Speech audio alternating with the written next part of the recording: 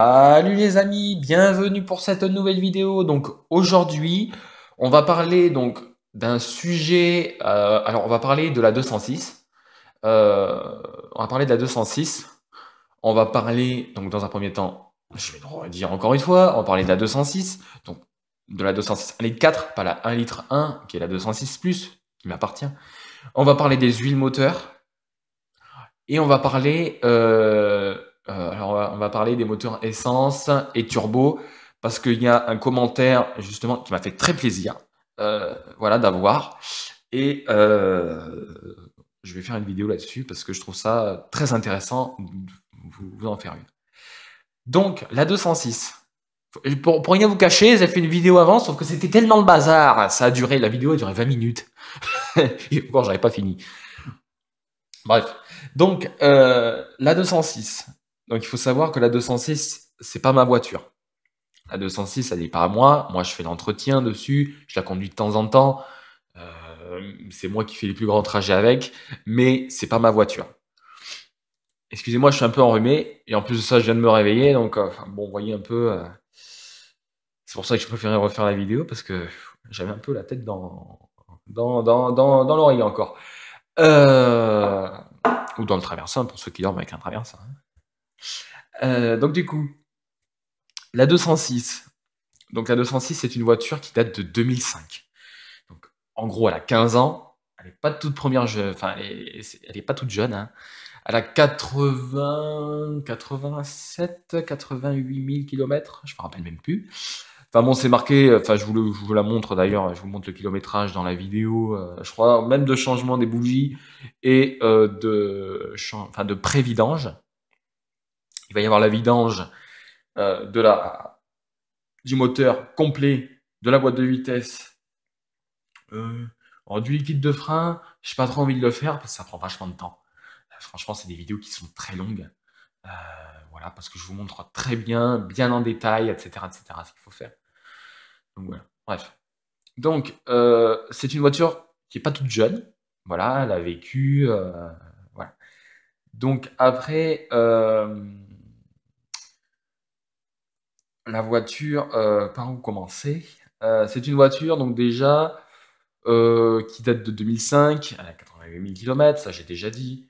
Et le truc, c'est que je lui ai mis un filtre à air sport, un filtre à air haute performance, je préfère dire. Voilà, parce que sport, ça fait un peu kéké, hein, sans vous mentir. Et donc là, ces moteurs-là, enfin, ce moteur-là, plus précisément, on dit que c'est un moteur qui est pas trop fiable parce enfin, il, souvent, il y a des joints de culasse à refaire. Je crois qu'il y a des problèmes d'étanchéité de certains joints. Ben écoutez, en 15 ans, le joint de culasse est nickel. Il n'y a aucune fuite. Donc voilà quoi. Hein. Même si c'est un véhicule qui n'a pas tourné souvent, bon voilà quoi. Hein, les joints, ça s'use même si le moteur tourne pas. Ça revient au même. Hein, c'est des pièces d'usure. Voilà. Donc ce moteur-là, il a certains soucis. C'est-à-dire que en gros, il a en fait des trous lors de l'accélération et lors de la décélération. Si vous voulez, on a un palier où il y a un trou. C'est-à-dire, c'est entre 1650 et 1750 tours, à peu près. Hein, voilà.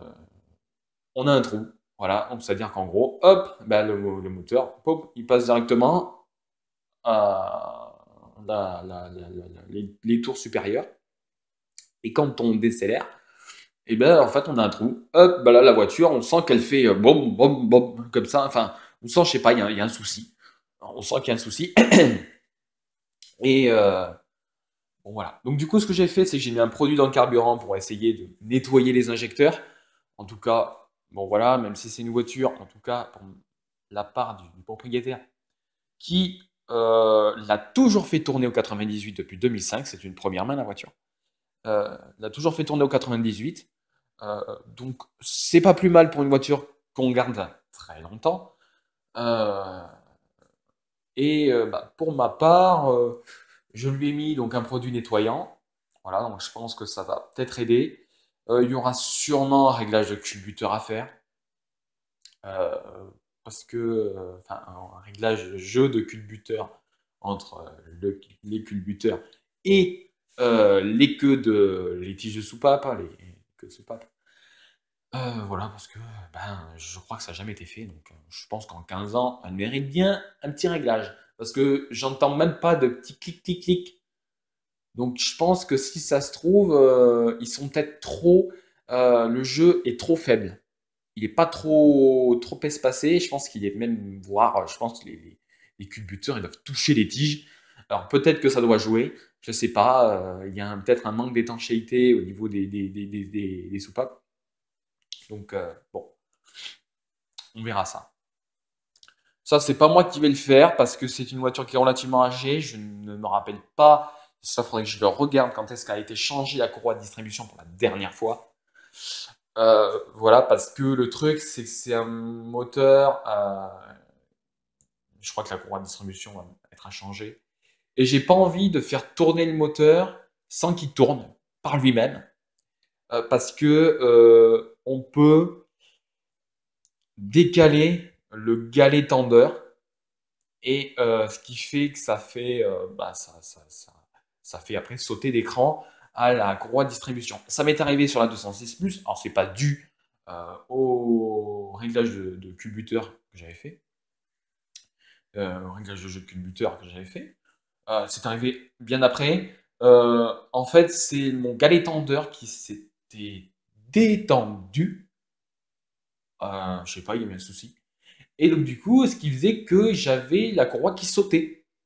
Elle a sauté d'un cran, voilà, et ensuite elle a sauté de deux crans, et après bah, le moteur ne démarrait plus. Bon après ça touchait bien évidemment, alors les soupapes touchaient les cylindres, alors ça les touchait, ça les effleurait à peine, hein. Voilà, donc rien de grave.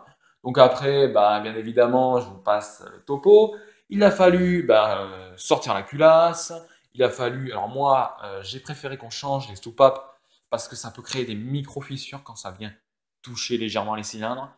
Même si franchement les cylindres étaient nickel, il n'y avait pas de rayures. Pour un moteur qui avait 30 000 bornes.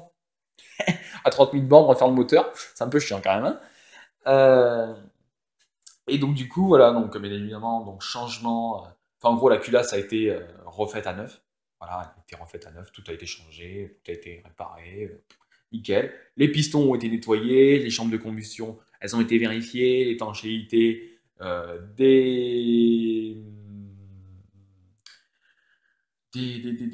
cylindres, et ben, ils ont été vérifiés, donc il n'y a pas de problème, il n'y a pas de, y a pas de, y a pas de problème.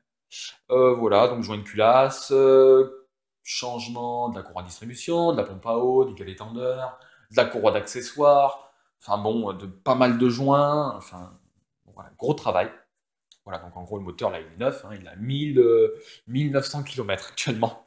Voilà, donc le rodage est fini, hein, ça y est. Euh, Donc du coup, revenons-en à nos moutons. Donc la 206, il y a ça comme problème. Donc j'ai préféré lui mettre un filtre à air sport pour qu'elle puisse mieux respirer. Voilà. Que le moteur force moins. C'est surtout pour ça que je l'ai mis. Voilà. Et bon après, bien évidemment, je vous expliquerai les avantages du filtre à air sport dans une autre vidéo.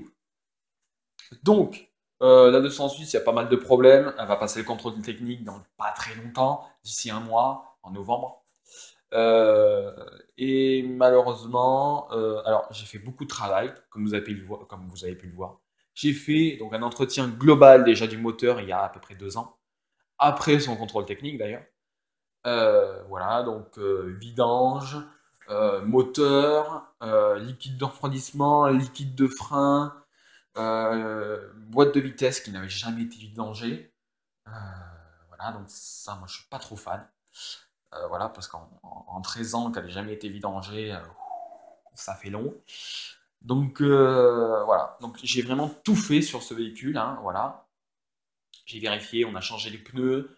Bon, voilà, il y a vraiment beaucoup de choses qui ont été.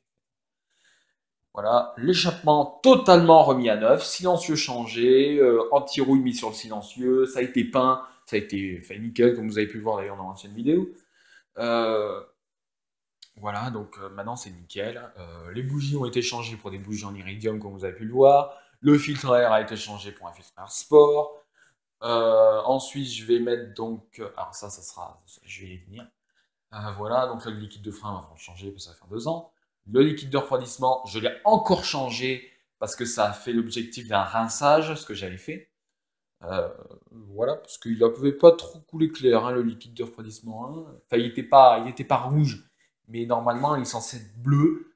Et il était passé... bon, il était un peu vert défraîchi, quoi. Donc voilà, j'ai préféré faire deux vidanges. Voilà, donc là, comme ça, après, le liquide de refroidissement, ça se fera que dans 4 ans. Voilà. Et donc là, je vais refaire une vidange de la boîte de vitesse. Voilà. Et après, ça sera dans 4 ans. Ensuite, je vais faire la vidange du moteur. Donc ça, je vous montrerai. Le liquide de frein, je pense pas que je vais vous le montrer parce que c'est assez chiant. Voilà. Donc, ensuite, donc là, on va parler des huiles. Donc, les huiles, on va faire un peu le tour. Donc, moi, sur la 206 1,4 litre et la 206 plus 1,1 litre, j'avais, donc d'origine, quand j'ai fait la vidange, j'avais mis de la 540. Ensuite, j'ai mis de la 530, qui était d'ailleurs conseillée par les constructeurs. Sauf que eh ben, j'ai eu des problèmes. J'ai eu des problèmes. Alors, j'ai mis exactement la même huile sur ma 206 plus 1,1 litre. Donc, quand j'ai fait la vidange, au bout de 7000 bornes, l'huile bon, elle était noire. Enfin, elle était noire. Elle était noire. Elle n'était pas trop dégueu. Elle était quand même noire pour une huile de cette qualité-là.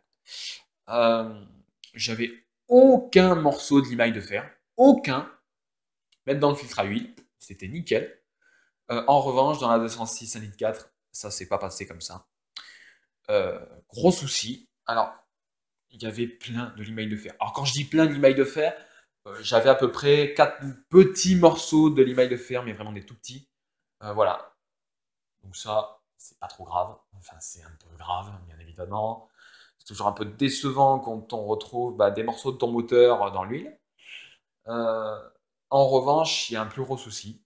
J'ai retrouvé 2, voire 3 gros morceaux de limaille de fer. En gros, vous prenez une miette de pain, je sais pas quel exemple vous donner, mais vous prenez une miette de pain, vous la divisez par 2, voilà, vous avez la taille du truc. C'était quand même assez important. Et qui est ça qui se balade dans le moteur, j'étais pas trop fan, hein. Donc, c'est pour ça que j'ai préféré faire une pré-vidange pour bien rincer tout ça, et ensuite revidanger par derrière. Donc, pour les vieux moteurs, alors après, je ne sais pas si ça vient soit de la conduite ou soit de l'âge du moteur. Je ne suis pas trop sûr que ça vienne de l'âge du moteur, mais plutôt de la conduite. Voilà. Sachant que la personne pousse le moteur entre 2500 et 3000 tours, même si on est plus proche des 3000 tours quand la voiture est froide. Donc,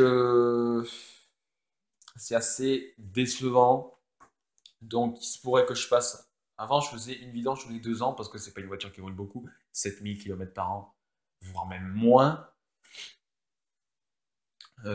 Voilà, hein, elle fait, oui, allez, elle fait du 5000 km par an. Donc, c'est rien. Voilà. Ensuite, quoi dire d'autre? Voilà, donc, du coup, moi, pour ces moteurs-là, je vais vous conseiller. J'ai fait pareil sur ma voiture, sur la 206, parce que l'huile que j'utilisais, j'ai vu qu'au niveau des frictions, elle n'était pas top. Euh, voilà, la lubrification n'était pas top. Euh, donc j'ai mis de la 540. Pourtant, la 530 était conseillée pour les deux. Donc j'ai mis de la 540 dans la 206, 1,4 litre, et dans la 206 plus 1,1 litre. Alors moi, je fais 2 vidanges par an. Je fais une vidange automne-hiver et une vidange printemps-été. C'est pas mal, hein, voilà. Donc je mets de la 540 de chez Shell. Voilà, donc je vous conseille vraiment, mais alors vraiment, parce que c'est la meilleure huile qui puisse exister en 540. Vous avez des tests qui sont faits par des pros, voilà, au niveau des frictions, etc., etc. Et parmi les 540, c'est la meilleure. Voilà. Ensuite, moi, je mets donc dans la 206 1 litre 1, la 1 litre 4, je mets juste de la 540. Pour l'été, je mets de la 1040 de chez Total. C'est aussi la meilleure huile que vous pouvez trouver en 1040 sur le marché. Voilà, c'est celle qui limite mais les frictions, mais c'est fou. Hein. Voilà. Et si je peux vous donner un petit exemple, par exemple, si vous prenez de la 10W40 de chez Shell, elle est autant efficace sur la friction, sur la limitation de la friction, que de l'huile de tournesol que vous utilisez pour bouffer. Pareil. Donc comme quoi les marques, bon voilà quoi, hein, il faut pas trop s'y fier. Voilà, c'est marrant. Hein. Bref, on s'égare.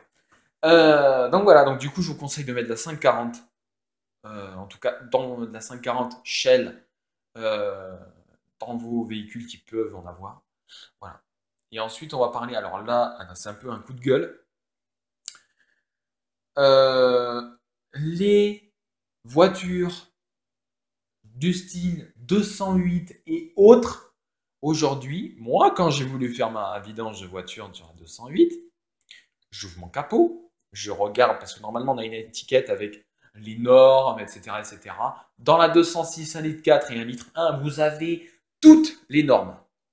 Toutes les normes. Toutes les normes d'huile qui puissent aller dans votre moteur.